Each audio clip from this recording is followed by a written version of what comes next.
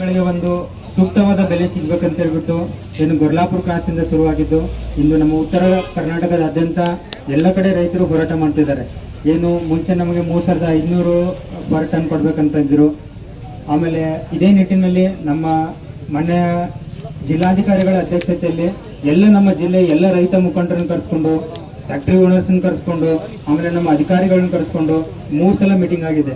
ಈ 3 ಸಲ ಮೀಟಿಂಗ್ ಅಲ್ಲಿ ಕೂಡ ರೈತರದ್ದು ಮುಖ್ಯವಾಗಿ 5 ರಿಂದ 6 ಬೇಡಿಕೆಗಳಿತ್ತು. ಅದರಲ್ಲಿ ಮುಖ್ಯವಾದ ಬೇಡಿಕೆ ಏನಂದ್ರೆ ನಮ್ಮ ಭಾಗದ ರೈತರಿಗೂ ಕೂಡ ಏನು ಬಾಗಲಕೋಟ್ ಮತ್ತು ಬೆಳಗಾವಿ ಭಾಗದಲ್ಲಿ ಏನು ಪ್ರತಿ ಟನ್ನಿಗೆ ಎಷ್ಟು ಬೆಲೆ ಕೊಡ್ತಾರಲ್ಲ ಅಷ್ಟು ಕೊಡಬೇಕು, ಇಲ್ಲಾಂದ್ರೆ 3500 ರೂಪಾಯಿ ಕೊಡ್ಬೇಕಂತ ಹೇಳ್ಬಿಟ್ಟು ಒಂದು ಮುಖ್ಯವಾದ ಬೇಡಿಕೆ ಆಗಿತ್ತು. ಅದಾದ ನಂತರ ಈಗಾಗಲೇ ನಮ್ಮ ಜಿಲ್ಲಾಧ್ಯಕ್ಷರು ಹೇಳಿದಂಗೆ ನಾವು ಏನು ಕಬ್ಬು ಕಳಿಸ್ತೀವಲ್ಲ ಸರ್, ಅದರಲ್ಲಿ ನಮಗೆ ತೂಕದಲ್ಲಿ ಬಹಳ ಮೋಸ ಆಗತ್ತೆ ಅಂತ ಹೇಳಿದ್ರು. ಅದಾದ್ಮೇಲೆ ರಿಕವರಿ ರೇಟ್ ನಮ್ದು ಕೃಷ್ಣಾ ಬೆಲ್ಟ್ ಭೀಮಾ ಬೆಲ್ಟ್ ಅಂತ ಹೇಳ್ತಾರೆ, ಬಟ್ ರಿಕವರಿ ರೇಟ್ ನಮ್ಮ ಭಾಗದಲ್ಲಿ 3 ಫ್ಯಾಕ್ಟ್ರಿ ಬರ್ತವೆ, ಅಲ್ಮೇಲ್ ಮತ್ತು ಸಿಂಗಿ ಭಾಗದಲ್ಲಿ KPR ಫ್ಯಾಕ್ಟ್ರಿ, ಸಂಗಮನಾಥ್ ಮತ್ತು ಸಾಯಿ ಬಸವ ಅಂತ ಹೇಳ್ಬಿಟ್ಟು ಈ 3 ರೇಟ್ದು ರಿಕವರಿ ರೇಟು ಬಹಳ ಕಡಿಮೆ ತೋರಿಸ್ತಿದ್ದಾರೆ, ಇದರಲ್ಲಿ ಮೋಸ ಆಗುತ್ತೆ ಅಂತ ಹೇಳಿದ್ರು. ಆಮೇಲೆ ನಾವು ಫ್ಯಾಕ್ಟ್ರಿಗೆ ಏನು ಕಬ್ಬು ಕಳಿಸ್ತೀವಲ್ಲ, ಕಬ್ಬು ಕಳಿಸಿದ 15 ದಿನದಲ್ಲಿ ನಮಗೆ ಪೇಮೆಂಟ್ ಆಗ್ಬೇಕು ಸರ್ ಅಂತ ಹೇಳಿದ್ರು. ಈಗ ಕಬ್ಬು ಕಳಿಸಿರ್ತೀರ, ಕಬ್ಬು ಕಳಿಸಿ 6 ವರ್ಷ ಮತ್ತು 6 ತಿಂಗಳಾಗತ್ತೆ, 1 ವರ್ಷ ಆಗತ್ತೆ, ಅಂದ್ರೂ ಕೂಡ ಪೇಮೆಂಟ್ ಆಗಿರಲ್ಲ. ಸೊ ಅದಕ್ಕೋಸ್ಕರ ನಮಗೆ ಕಬ್ಬು ಕಳಿಸಿದ 15 ದಿನದಲ್ಲೇ ನಮಗೆ ಪೇಮೆಂಟ್ ಆಗುವ ಹಾಗೆ ಒಂದು ಡಿಸಿಷನ್ ತಗೋಬೇಕಂತ ಹೇಳಿದ್ರು. ಇನ್ನೊಂದು ಮುಖ್ಯವಾಗಿ ರೈತರ ಡಿಮ್ಯಾಂಡ್ ಏನಿತ್ತಂದ್ರೆ ಈ ಸಾಲಿನ ಏನು ನಾವು ಸೀಸನ್ ಸ್ಟಾರ್ಟ್ ಮಾಡೋದಕ್ಕಿಂತ ಮುಂಚೆ ಎಲ್ಲ ಫ್ಯಾಕ್ಟ್ರಿಯವರು ಪ್ರತಿ ಟನ್ನಿಗೆ ಎಷ್ಟು ಕಬ್ಬು ಕೊಡ್ತಾರೆ ಅದನ್ನ ಮುಂಚೆ ಅವರು ಅನೌನ್ಸ್ ಮಾಡಿಬಿಟ್ಟು ನಂತರ ಅವರು ಫ್ಯಾಕ್ಟ್ರಿ ಸ್ಟಾರ್ಟ್ ಮಾಡ್ಬೇಕಂತ ಹೇಳ್ಬಿಟ್ಟು ರೈತರದು ಒಂದು ಬೇಡಿಕೆ ಆಗಿತ್ತು. ಅದೇ ನಿಟ್ಟಿನಲ್ಲಿ ಮೊನ್ನೆ ಜಿಲ್ಲಾಧಿಕಾರಿಗಳು ಕೂಡ ಒಂದು 3 ಸಲ ಬೆಲೆ ಎಲ್ಲರದು ಮೀಟಿಂಗ್ ಕರೆದ್ಬಿಟ್ಟು ಏನ್ ಹೇಳಿದೆ ಅಂದ್ರೆ ಆಲ್ರೆಡಿ ನಮ್ಮ ಜಿಲ್ಲಾಧ್ಯಕ್ಷರು ಹೇಳಿದ್ದಾರೆ, ಈ ತೂಕದ ವಿಷಯವಾಗಿ ನಮ್ಮ ಅಧಿಕಾರಿಗಳ ಸಮ್ಮುಖದಲ್ಲಿ ಆಮೇಲೆ ನಮ್ಮ ರೈತ ಮುಖಂಡರ ಸಮ್ಮುಖದಲ್ಲಿ ಪ್ರತಿ 15 ದಿನಕ್ಕೊಂದ್ಸಲ ನಾವು ಒಂದು ಸರ್ಪ್ರೈಸ್ ವಿಸಿಟ್ ಮಾಡ್ತೀವಿ.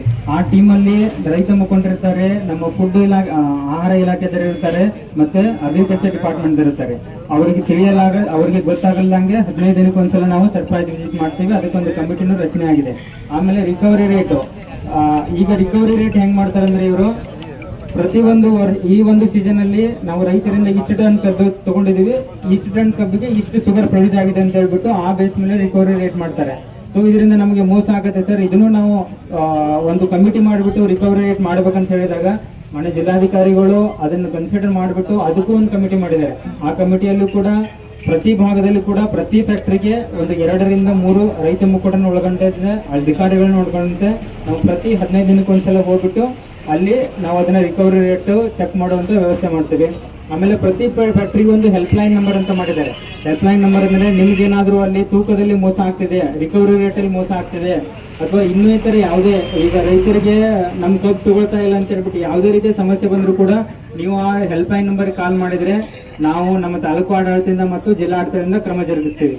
ಆಮೇಲೆ ಇನ್ನೊಂದು ಏನ್ ಹೇಳಿದ್ರೆ ಅಂದ್ರೆ ಕಬ್ಬು ಕಳಿಸಿದ್ದ ಕಂಪಲ್ಸರಿ ಆಗಿ ಈ ಸಲ ಎಲ್ಲರೂ ಕಬ್ಬು ಕಳಿಸಿದ್ದ 15 ದಿನದಲ್ಲಿ ಫ್ಯಾಕ್ಟ್ರಿದವ್ರಿಗೆ ಪೇಮೆಂಟ್ ಆಗುವ ವ್ಯವಸ್ಥೆಯನ್ನು ಮಾಡಿದ್ದಾರೆ. ಅದಕ್ಕೆಲ್ಲ ಫ್ಯಾಕ್ಟ್ರಿದವರು ಕೂಡ ಒಪ್ಕೊಂಡಿದ್ದಾರೆ.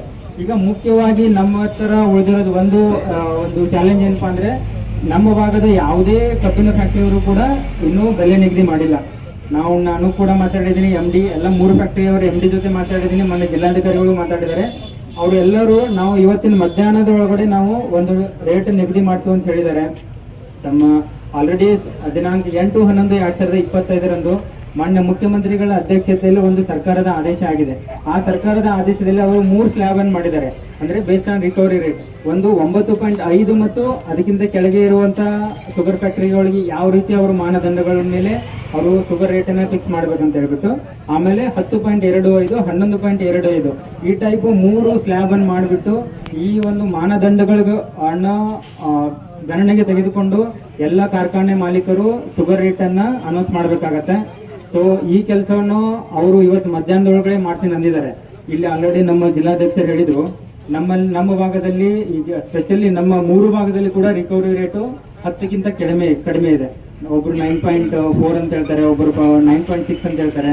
ಸೊ ಅದನ್ನ ಅವರು ಕನ್ಸಿಡರ್ ಮಾಡಿಕೊಂಡು ಇವತ್ತು ಮಧ್ಯಾಹ್ನದೊಳಗೆ ಒಂದು ರಿಕವರಿ ರೇಟ್ ಒಂದು ರೇಟ್ ಪರ್ ಟನ್ನಿಗೆ ಎಷ್ಟು ಬರುತ್ತೆ ಅಂತ ಹೇಳ್ಬಿಟ್ಟು ಅನೌನ್ಸ್ ಮಾಡ್ತಾರೆ.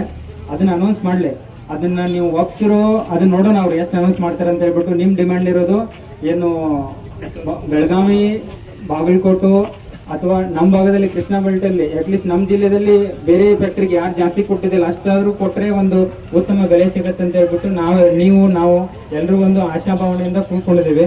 ಸೊ ಅವ್ರಿಗೆ ಮಧ್ಯಾಹ್ನದವರೆಗೂ ಕಾಲಾವಕಾಶ ಕೊಡೋಣ. ಎಷ್ಟು ರೇಟ್ ಅನೌನ್ಸ್ ಮಾಡ್ತಾರೆ ಮಾಡಲಿ. ಆಮೇಲೆ ಅವರು ಅನೌನ್ಸ್ ಮಾಡಿದ್ದು ನಿಮ್ಗೆ ಅದು ಒಪ್ಪಿಗೆ ಇದೆಯೋ ಇಲ್ಲ ಅಂತ ಹೇಳ್ಬಿಟ್ಟು ಆಮೇಲೆ ನಾವು ಡಿಸೈಡ್ ಮಾಡಿಬಿಟ್ಟು ಮುಂದಿನ ನಿರ್ಧಾರವನ್ನು ತೆಗೆದುಕೊಂಡು ಹೇಳ್ತಾ, ಮತ್ತೊಂದು ನಮ್ಮ ತಾಲೂಕು ಆಡಳಿತದಿಂದ, ಜಿಲ್ಲಾಡಳಿತದಿಂದ, ಆಮೇಲೆ ನಮ್ಮ ಪೊಲೀಸ್ ಇಲಾಖೆಯಿಂದ ತಮಗೇನು ರಿಕ್ವೆಸ್ಟ್ ಮಾಡ್ಕೋತೀನಿ ಅಂದರೆ, ಯಾರೂ ಕೂಡ ಕಾನೂನನ್ನು ಕೈ ತಗೊಂಡು ಗಾಡಿ ಬಂದ್ ಮಾಡೋದಾಗಲಿ, ರೋಡ್ ಬಂಧುಗಳಿಗೆ ಸದ್ಯಕ್ಕೆ ಯಾರು ಮಾಡಕ್ಕೆ ಹೋಗ್ಬೇಡ್ರಿ. ಒಂದು ರೇಟ್ ಬರಲಿ, ರೇಟ್ ಬಂದಮೇಲೆ ಮತ್ತೆ ನಾವೆಲ್ಲರೂ ಕುತ್ಕೊಂಡು ಸೌಹಾರ್ದ ಭಾವನೆಯಿಂದ ಎಲ್ಲರೂ ಒಂದು ವಿನಿಮಯ ಮಾಡಿಕೊಂಡು ಈ ಸಮಸ್ಯೆಯನ್ನು ಬಗೆಹರಿಸಂತ ಹೇಳ್ತಾ, ಏನು ತಾವು ಇಲ್ಲಿವರೆಗೂ ಹೋರಾಟ ಮಾಡ್ತಾ ಇದ್ದೀರಾ, ಅನೇಕ ರೀತಿಯ ಸಲಹೆ ಸೂಚನೆಗಳನ್ನು ಕೊಟ್ಟಿದ್ದೀರಾ. ತಮ್ಮ ಸಲಹೆ ಸೂಚನೆಗಳನ್ನು ಮೊನ್ನೆ ಜಿಲ್ಲಾಧಿಕಾರಿಗಳ ಮೂಲಕ ಮೊನ್ನೆ ಘನ ಸರ್ಕಾರದ ಗಮನಕ್ಕೆ ತರಲು ಪ್ರಾಮಾಣಿಕ ಪ್ರಯತ್ನ ಮಾಡ್ತೀನಿ ಅಂತ ಹೇಳ್ತಾ, ಏನು ತಮ್ಮ ರೈತ ಬಾಂಧವರಿಗೆ ಇದೇನು ಹೋರಾಟ ಮಾಡ್ತಾ ಇದ್ರಲ್ಲ ತಮಗೆ ಒಳ್ಳೇದಾಗಲಿ ಅಂತ ಹೇಳ್ತಾ ನನ್ನ ಎರಡು ಮಾತುಗಳನ್ನು ಮುಗಿಸ್ತೀನಿ.